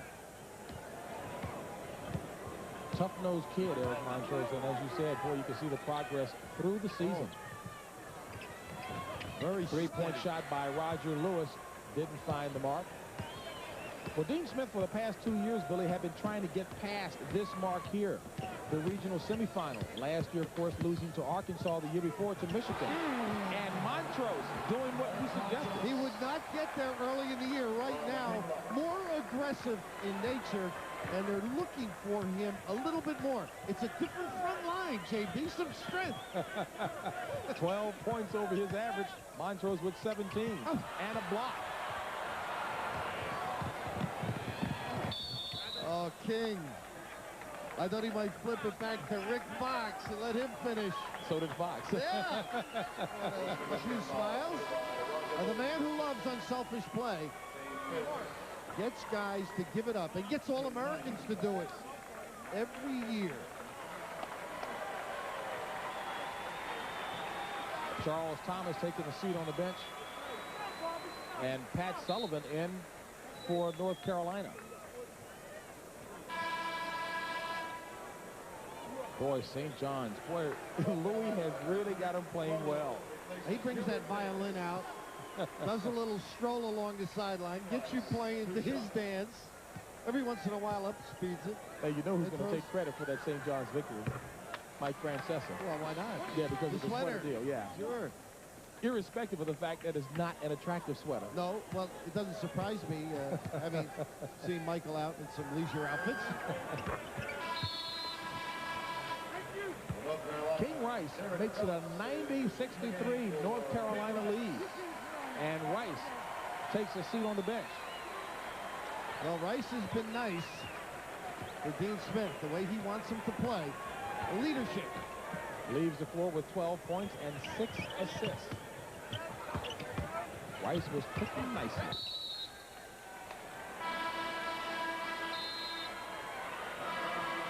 Kevin Salvadori comes in to replace Pete Chilcutt. And Scott Cherry into the lineup along with Matt Wenstrom as Dean Smith.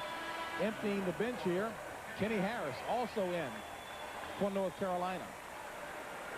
We were playing up at a tournament in Rochester. Les Harris used to run the tournament. And Dean Smith was playing Dartmouth. We expected to play him, but we were upset by one real titan in the ranks of basketball fraternity. But all of a sudden, they are playing a slow-down team. And I said, Dean, how do you prepare for them? He said, we do the same things in practice. So if you want to play slow, it's our job to get you out of it. They went out and had that Dartmouth team playing quickly.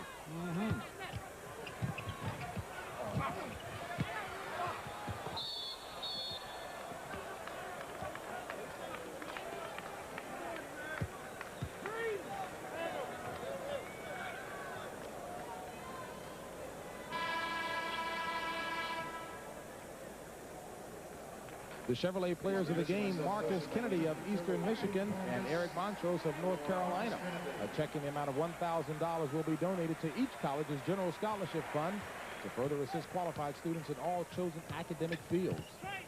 And he had to compete all game on that glass and fight the big people. Carl Thomas in particular played well outside, but this guy had to fight the Titans. They've got a lot of bodies to contend. Not easy to get that soft kiss shot in low with the high flyers. You mentioned Carl Thomas. He did try to make it easy on the inside for Marcus Kennedy, dropping in 27 points, team high. Pat Sullivan at the free throw line for North Carolina, a freshman. And Billy, I'm going to let you, since you are from New Jersey, where did he go to high school? Pagoda. And where is he from? Pagoda. Thank you very much. You were tempted to give it the Bogota.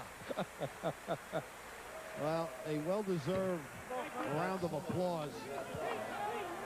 The Twins done a great job for Eastern Michigan.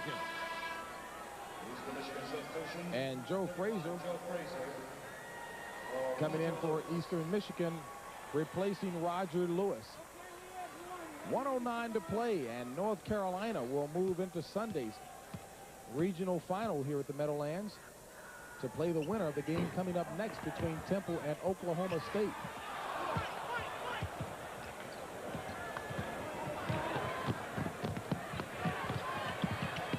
And off the bench and scoring is Joe Frazier. One he'll remember. Nice number for Dean in the semis. And you got to believe that Dean wants it badly.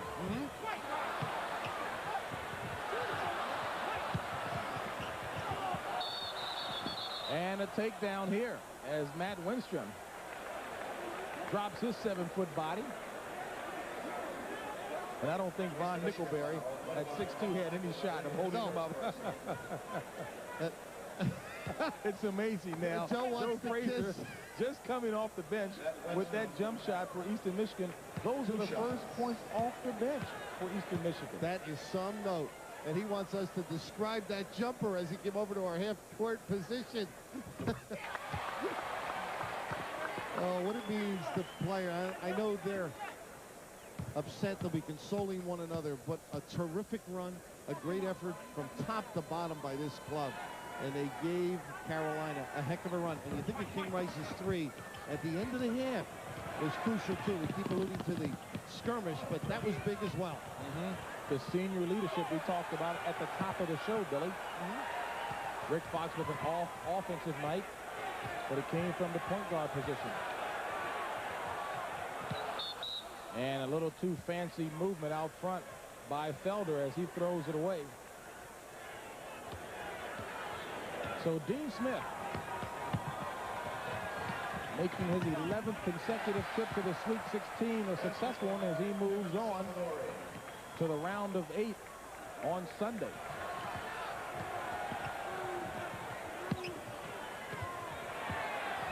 And that'll do it. The basket by Mike Boykin wraps up the scoring for Eastern Michigan. But Dean Smith comes away with a huge victory, 93-67. And interestingly, we were talking about how Ben Braun was so excited having met Dean Smith. Good way to call his buddies back home to let them know what an honor to meet the maestro, the guy that's been at the top rung of this profession for so long. And that's delightful to see. And that's a good sign because it was a very physical contest, but hey, all in the heat of battle. Well, the big bodies meeting in a nice way at this point. And so North Carolina moves on, as I mentioned, to the final on Sunday. Who will they play? The winner of the game coming up next right here at the Meadowlands Arena, Oklahoma State. And folks, they've got a player by the name of Byron Houston, who's a West Unseld clone, taking on Temple. So for Curry Kirkpatrick and Bill Raftery, I'm James Brown here at the Meadowlands Arena, where Carolina takes it 93-67. Let's go back across the river, where our good friend Pat O'Brien has the good seat in the studio, and I'm sure he's staying on top of all the action for us. Yeah, Pat's been enjoying it. A delight. See all the great games coming in and see all these talents performing. But Carolina not being forced tonight, put that defense on, came away with a win. Well, all right. And I've talked to Pat O'Brien. I know he's thoroughly enjoying the action here in the collegiate ranks. Let's check in the New York studio with Pat O'Brien and Mike Francesa. Hey, JB, thank you. Enjoying it we are. 93-67. There's that score. A game for you all to enjoy out in Pontiac, Michigan. 5:22 left. St. John's leads Ohio State 81-59. Here's Jim Nance and Billy Packer. St. John's is about to become the second team from the Big East to advance to the Elite Eight. And Ohio State becomes the first #1 seed not to advance. Another steal as they keep reaching in cleanly and taking it away. And the Big Ten will be out of the tournament. 20 turnovers against the Buckeyes. There it is, playing a little St. John's version of the four corners. Foul called on Alex Davis. That'll put Buchanan on the line for 2. The Midwest bracket with St. John's in such control here will play the winner of the Connecticut-Duke game coming up a half hour past the conclusion of this one. Chanel Scott returns for the Johnnies. Jim, he's only played a few minutes in the first half, but came in and contributed significantly in that short period of time, taking the ball to the basket right away. Buchanan way short on the first free throw. 13 points, 9 assists. There you see it. 4 rebounds and 6 steals. One more steal, and he'll tie the all-time NCAA tournament single-game steal record. Exactly, and we'll see the man he tied with coming up in the second game. Scott Burrell from Connecticut gets his hands on a lot of balls. See if Buchanan can get one more. Here's one by Sproling. Unbelievable. Sproling. Well, he got the roll. I thought he laid up there a little too strong. Well, and how about the pass? Cross-court, soft pass. Nothing on it whatsoever. Nobody coming to meet the ball, and Randy Ayers has seen enough. He's calling the time. St. John's with its largest lead, a 25-point lead over Ohio State. Can you believe it?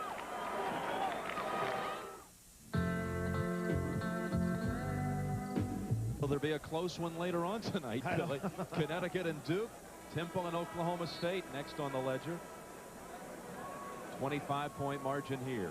Jim, I've not researched this because there was no reason to do it before these games took place, but I cannot remember regional games that have been blowouts of this magnitude, just game in, game out. With the exception of Seton Hall, it has been absolutely amazing. Well, you take out the Seton Hall 4-point margin and the other 4 that are final now, not including this one. Average margin has been 21 points. And this one riding on 25 as we speak. Yep, will probably increase the average. Baker at the line.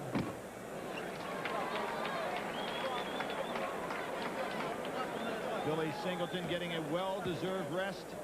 Matched up early on in the game with Perry Carter and Treg Lee.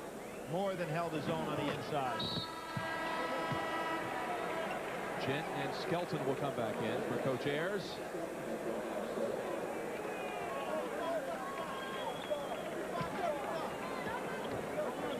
Rolling, fakes the long pass, dumps it into Werdan. No. There's Werdan again. See, they just throwing the ball right over the top of the press, and then he distributes. Now Kane finds throwing. Smart. Dipsy-do out to Scott, and they'll reset it. Exactly. The clock becomes another one of your teammates here if you're St. John's. Bad pass. Jamal Brown takes advantage of it. Ball Brown suspended in air. Tip in by Skelton. Wow, I thought that might be goaltending, but no call. Now Wordan ought to pick up his dribble. Good move. Another steal by Brown. Errant pass by Wordan. Brown. Now Louis Carnesecca doesn't want to call a timeout because his team should know what to do here, but he is very annoyed the way they're handling this pressure, just throwing away what was an easy lead. It was 25 points, the margin. It's down to 17. And when you watch St. John's practice, they work on this so much that Louis wants to see execution here. Skelton reaches in. Kane will shoot 2. He's the master of the delay game. What a nice, only one man in college coaching right now, Division I, older than Louis Carnesecca. I'm going to say by age, because I really don't think he's old as a coach. You know, his mind is vibrant, his energy is tremendous. That man, Butch Van Bredikoff at Hofstra. Took a team to the Final Four with Bill Bradley. Well, Louis about to go to a regional final. Succeeded at Princeton by Pete Carell, who's given us so many magic moments in this tournament. Yeah. 2 for Kane. Of course, Louis succeeded the great Joe Lapchick at St. John's. Another little trivia about St. John's. You know, only 2 guys have taken 2 different teams to the championship game. One was a coach at St. John's, Frank McGuire, then at North Carolina. The other, Larry Brown, of course, UCLA and Kansas. And Larry Brown recruited to North Carolina by Frank McGuire. So a real St. John's connection there in history. Davis, a 3-pointer. Jackson high for the rebound. Misses the layup. And a chance for an easy fast break there. But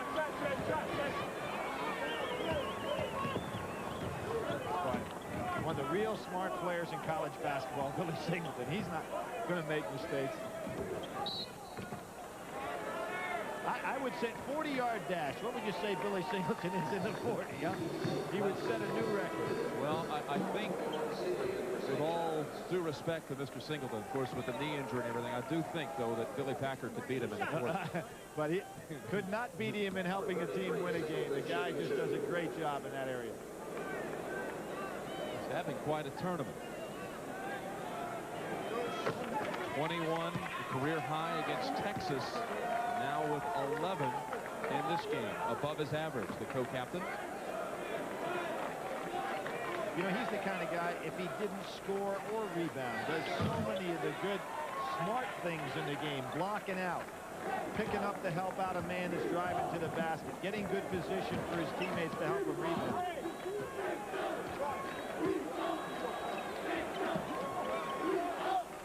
Lob pass to Jackson. Layup time for Jackson.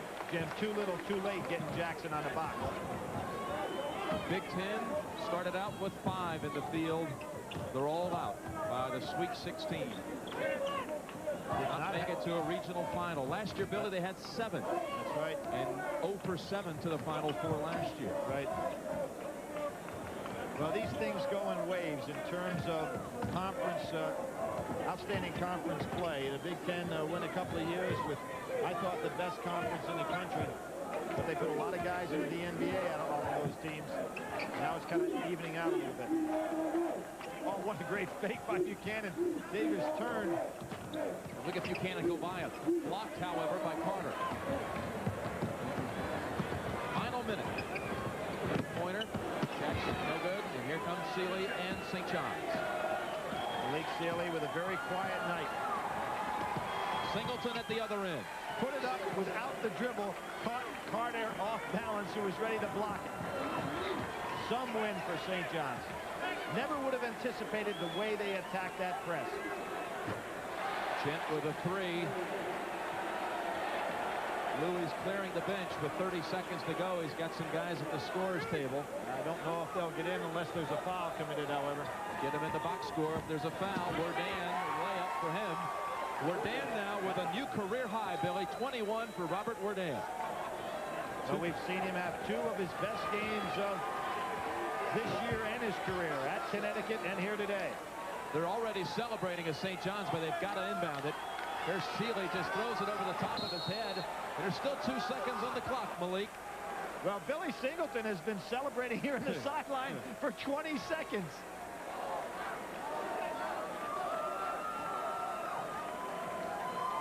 Baker takes the inbounds. The Big Ten co-champs are eliminated. St. John's is 1 game away from going to the Final Four. And the first 1 seed of this tournament to lose, Ohio State. The Midwest brackets look like this now. St. John's will play the winner of the game 30 minutes from now, Connecticut and Duke. The Chevrolet players of the game, Robert Worden of St. John's, 21 points, 6 rebounds, 4 blocks. And Jim Jackson with 19 points for Ohio State. Pat O'Brien and Mike Francesa will continue our coverage from the studio in New York. Just a moment. A tradition unlike any other. The Masters on CBS.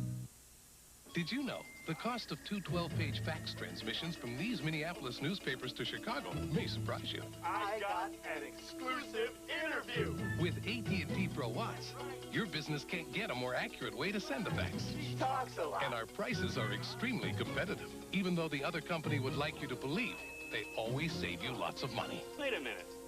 That's news to me. Can I quote you on that? AT&T Pro Watts, another AT&T advantage. Every business morning, while the rest of the world is getting up.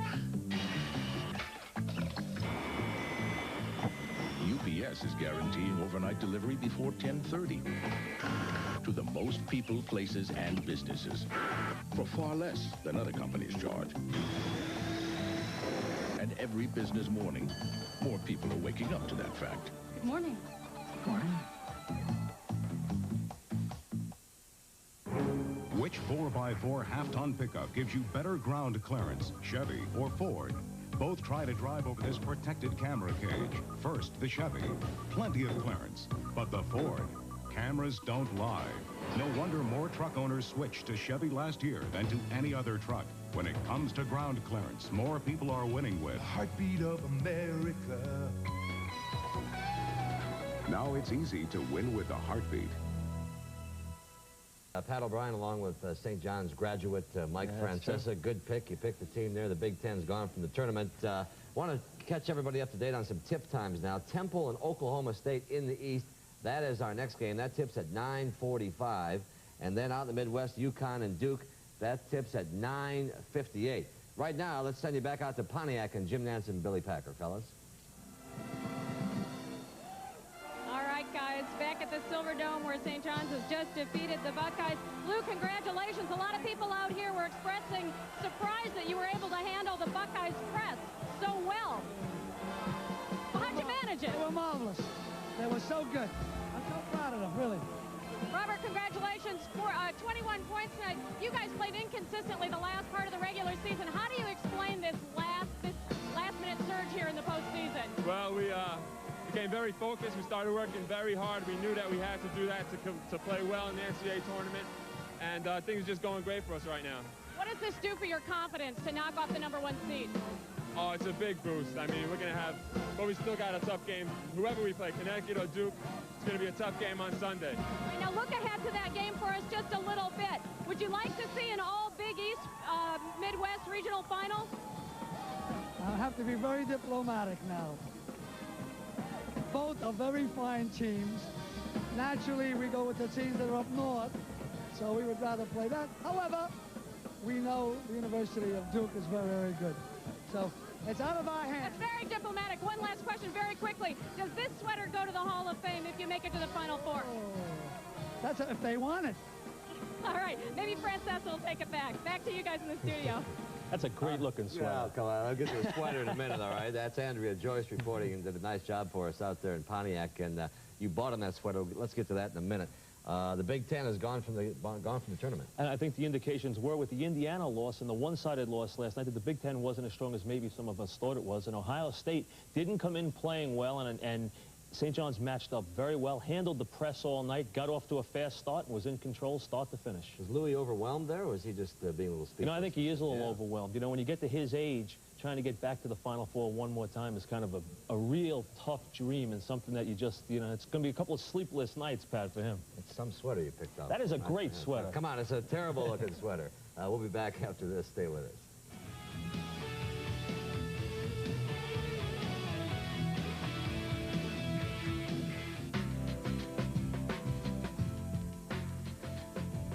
Friday night in basketball. Mike Francesa along with I'm Pat O'Brien here at our New York studios. I want to remind you that at 9:45 tonight, just a few minutes from now, in the East, Temple and Oklahoma State. That's our game coming up next. And then at 9:58, the tip of Connecticut and Duke. Let's catch you up to date on a couple things going on in the news. Well, the headline writers will go wild with this one. Now, Bo knows. Bo Jackson became baseball's latest free agent this afternoon after there were no takers for the injured outfielder's services at the $1 waiver price. Now, tonight, Atlanta Braves general manager John Schuerholz, who drafted Bo while he ran the Kansas City Royals, said that he will talk with Jackson's agent, Richard Woods. Jackson was released by the Royals on Monday. You all know that, after they decided that his hip injury had effectively ended Bo's baseball career. Some big news for the American ski team. The first World Cup victory by an American skier since 1987, folks. Julie Parisian of the United States of America. That's our country, in case you didn't know that, right, Mike? She came in first in Watersville Valley, New Hampshire. Here we see her coming down a slope. She came in first place as she goes across the finish line. Ulrike Meyer from Austria came in second, but once again, Mike Francesa, the first World Cup victory by an American skier since 1987. It is the United States of America. Temple and Oklahoma State. We're going to send you out there after a commercial and a word from your local station. Stay with us.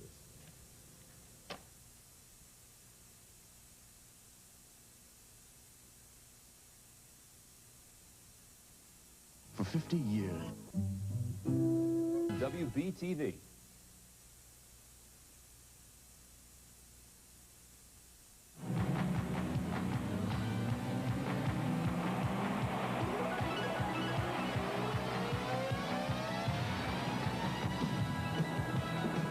Welcome to the Meadowlands Arena for Game 2 of this East Regional Semifinals, featuring the third-seeded Cowboys of Oklahoma State taking on the 10th seed Owls of Temple. Already North Carolina is in the regional final on Sunday, an impressive victory over Eastern Michigan. They await the winner of this contest here. And good evening again, everyone. I'm James Brown along with the coach, Bill Raftery. Bill, two different styles between Temple and Oklahoma State, but this was the floor that Mark Micken had the worst night of his career, 6 for 29. You got to believe he wants to make redemption. Well, you don't forget when you have a bad ball game. He hurt his ankle late in the year. It really solidified this club. Mark is their go-to guy. They'll run picks for him, but he's great without the basketball. One of the better ones moving without the ball. All right, and Eddie Sutton is already in the history books as the only coach to guide 4 different teams into the NCAA tournament, and he's got an impressive inside player by the name of Byron Houston. He's a great player. He's not that big, reminds you of Wes Unseld, but he's strong around the hole. He has the ability to go outside and shoot the jumper, but every once in a while, Eddie Sutton says, big fella, get down low. All right, North Carolina awaits the winner of this contest between Temple and Oklahoma State, and we'll be back with the starting lineup. CBS Sports exclusive coverage of the NCAA Basketball Championship Regional Semifinal game from East Rutherford, New Jersey is sponsored by the new generation of Oldsmobile, official car of the NCAA Championships. Holiday Inn Hotels, Holiday Inn, stay with someone you know. And by the greatest sports performance shoe in the world, the Reebok Pump, Pump Up, and Air Out. Back inside the Meadowlands Arena here for Game 2 between Temple and Oklahoma State. As you take a look at the starting lineups, and really a pretty evenly matched squad height-wise. What do you like as a key matchup there? I think Donald Hodge has to play big. He's their scorer for Temple. Down low, he has to stay out of foul problems and, of course, match up against that big physical Brian Houston.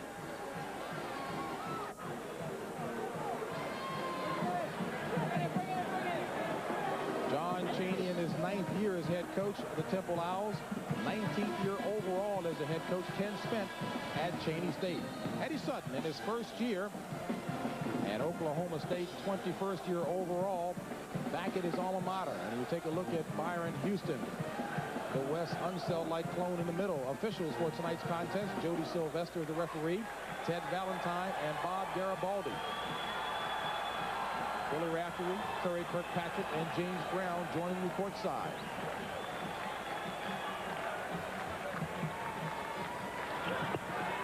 And the tip is controlled by Temple. Donald Hodge, the 7-footer, Raftery was saying would have to play big and strong.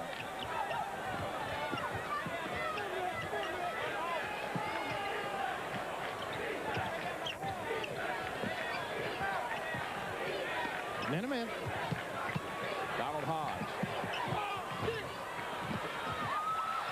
Controlled by Oklahoma State, John Potter. This is the point guard, Darren Alexander. Matchup zone, very confusing. You cannot simulate this in practice, except if you get it to that guy. Mark Macon, one-on-one. And Macon converts his first basket. And just a reminder, those of you who are tuning in to see the Connecticut Duke contest, you will see that game in its entirety coming up in just about 5 minutes. And we'll take you to the start of that contest. A lot of communication. They did not get out and play the shooter, and Potter can nail that one.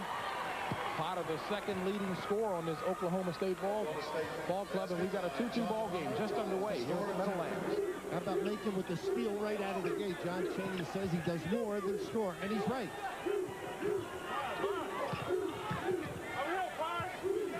Macon has said all week long that he has not been thinking about this floor being the site of his worst shooting night, but you got to believe he is. And fouled. Mick Kilgore going up for the shot, fouled by John Potter. And Potter, a real free spirit. Oklahoma State, you think of defense, don't you, over the years? Henry Iba, because they won back-to-back titles, 45-46. Neither one of us was around, of course. But Eddie Sutton returning to the scene of his great play under Henry Iba. And his club, outstanding man-to-man defense every place he has coached. Billy, this young man at the free throw line, a real important key for Temple. Can shoot it. He's now got the ability to make the three and look for it. They've opened up his game. It's a nice compliment to make it. And Kilgore gets the second roll. And it's a 4-2 Owls lead. The zone sets up where you put your people. As you deploy, they match up. You need ball movement and cuts to negate your communication and movement. Potter being hassled by Mark Macon, and Macon with his second steal of the evening. Up to Kilgore. And Strickland off the mark. Johnny Pittman with the rebound. A 7-foot, 270-pound man. Nice look by Sutton. Heads up. And a prototype, James Brown. Byron Houston, a good runner with the big body. A man-sized play by Byron Houston, his first basket.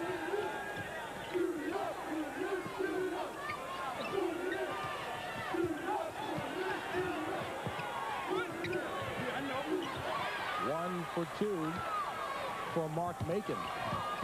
The site of when he was 6 for 29 3 years ago against Duke as a freshman. A baby then, though. Different player now. World of difference. Great offensive attitude. Ball movement and cuts. Sean Sutton, the coach's son, at the point. And speaking of gutsy kids, when you think of him at Kentucky taking a heap of abuse as a player and playing his best night in and night out, of course, going along with his dad right now. Potter for three. To make him. And that's the trouble with the zone right now. John Chaney's going to have to stretch it out a little to negate that deep shooting. 7-4, Cowboys lead, 16-37 in half number one. Karstarpin for three. Potter with the rebound. He's got to make them outside. Vic Karstarpin, the glue for this club. It'll give Sutton a chance to double down if he does not nail the outside jumper. Potter.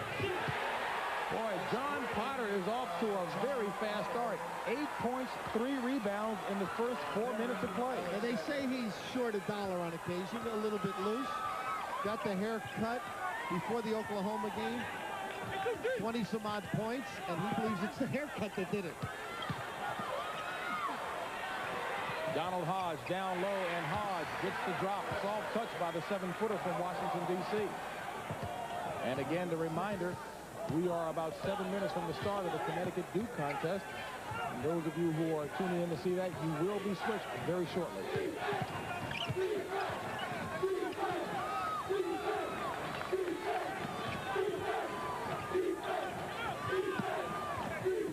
Sutton. First miss for Oklahoma State. 4 of 5 from the field. This is Macon. With the explosion. And his goaltending called. They're trying to get it.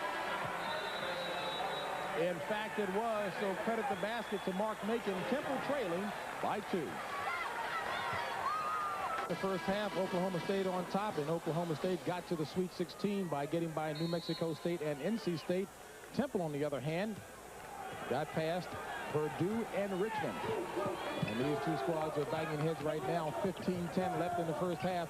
Cowboys on top by 2. And Cowboys are running some man-to-man stuff. You've got to mix it up to defuse this tough defense. They'll tag the shooters. Sutton at 48% from 3. And, of course, Potter. Rebounded by Mick Kilgore.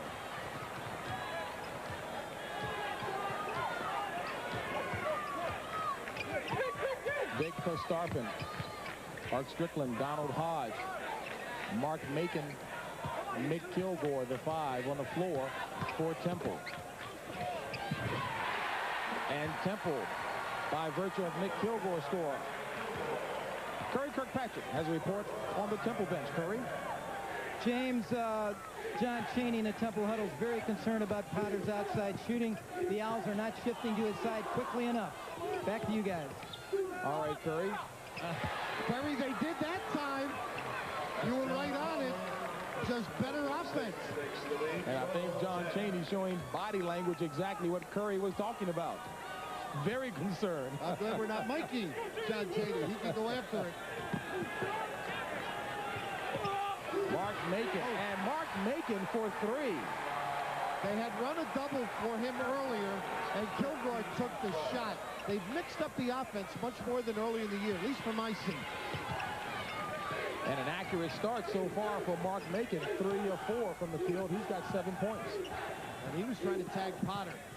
They've been able to get him involved because he's going down and through. Foul called on the inside against Temple. I think it was on Mark Strickland. Right here was Curry had mentioned they're going to come out and challenge, but some better ball movement and, of course, the ability to find